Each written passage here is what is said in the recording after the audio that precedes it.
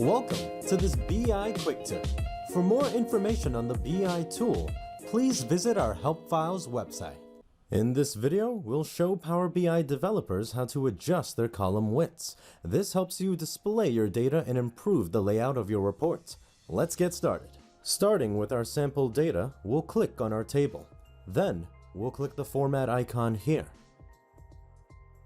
Next, we'll click Layout, where we can find our column width options in the drop-down menu.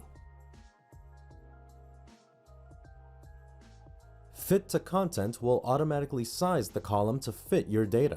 It won't use extra space if it doesn't need to.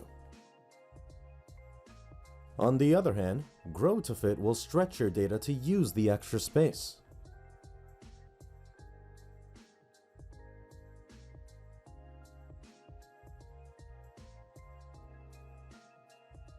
Fixed Width will lock the size of your columns, and they will stay that exact width no matter what.